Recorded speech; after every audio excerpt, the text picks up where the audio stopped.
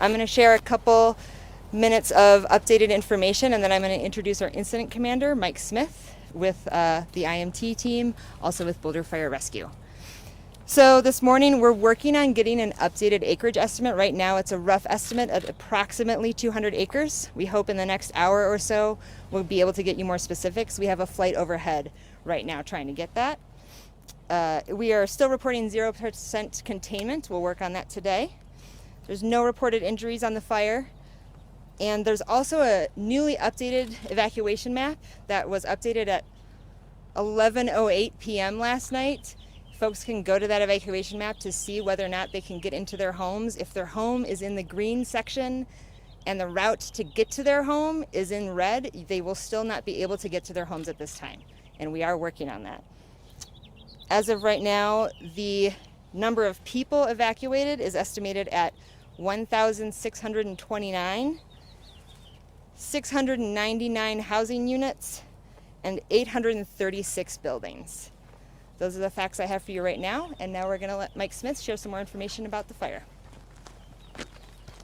Good morning, everybody. Again, Mike Smith. I'm the IC for the Boulder Incident Management Team. A couple updates. One that just came in, we're actually now at 21% contained.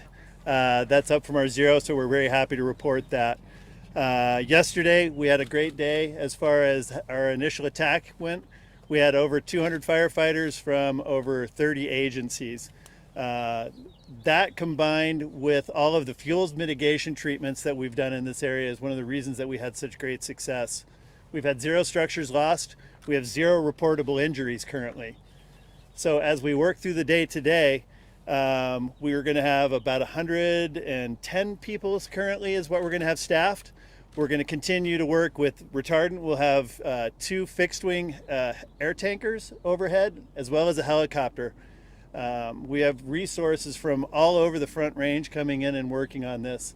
Today we will continue to reinforce the line to make sure that the fire doesn't move towards the city or down towards El Dorado Canyon. We're going to continue to try and corral this fire up into the rocks, into the snow, which is really one of our big holding features right now, and one of the reasons that we're having really, again, good success. So as we go through the day today, the DFPC, the multi-mission aircraft will be overhead. I think it's up there right now. We'll get the current acreage. Like Maria said, we believe it's around 200 acres. We'll update that as quickly as we can. We'll also be re-examining our evacuation areas today to make sure that they're appropriate, and we'll get people back into their homes as quickly as we can.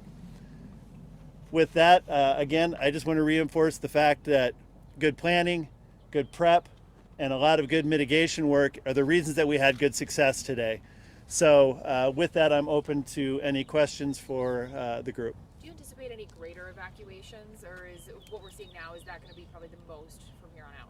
With the weather forecast the way it is today, initially the forecast was for us to have southwest winds, which would have been very favorable. The forecast for today is actually that we're going to have northwest winds and west winds, which are a little less favorable, but the wind speeds aren't that high, 15 gusts at 20. So we have the plan in place to create more evacuations. Our hope is that we don't have to do any of those. Any word on the cause yet? Currently it's under investigation. I know that the Sheriff's Department is actively working on it. I think we've got the area, the origin area identified, but we don't have an actual cause yet.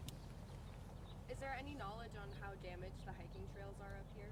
I haven't heard about any damage to the trails. I'm sure that there will be some closures because of hazards, so burned trees, hazard trees at the open space and mountain parks will have to go in and clean up.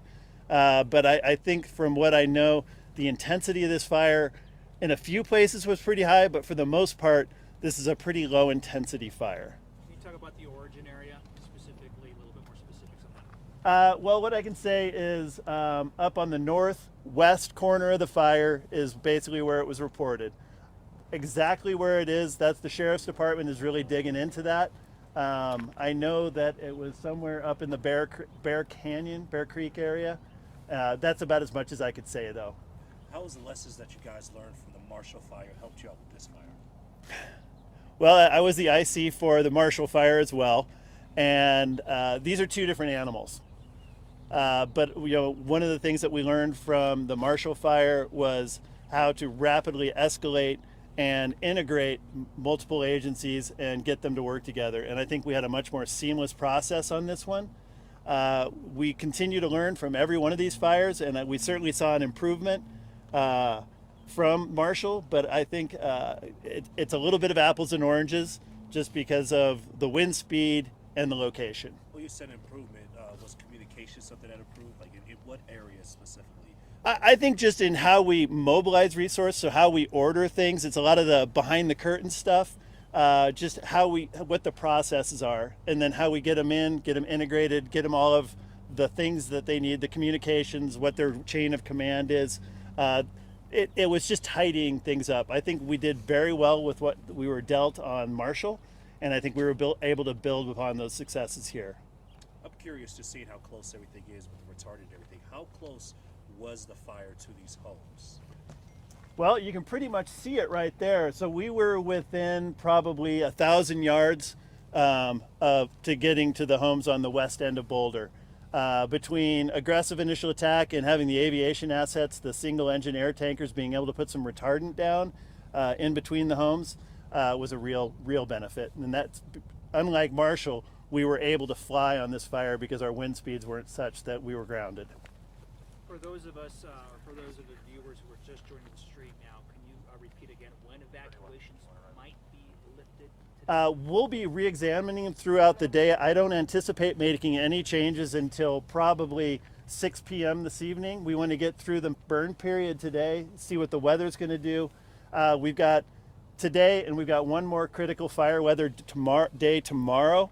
The winds aren't that much, but it's going to be very hot and very dry, especially for this time of year. Can you talk about the alerts and how that was different than the Marshall Fire and getting alerts out quickly? Sure. So we used our Everbridge system as we normally do, but we also got the WIA, the cell phone alerting, that has been in the works for a few years, but it's just slowly coming in online. But we were able to utilize all the different systems out there, and I believe that because of the way it works, it actually went a little bit bigger than where we thought it was going to go. We know there's a margin of error when we put that out, but it went out. We got the people out of the way, and I think it was a very successful effort. How would you say that was different than the Marshall Fire? We heard from people who said we never got an alert. Well, the cell phone notification system, they call it the WIA, was in process of being implemented previously.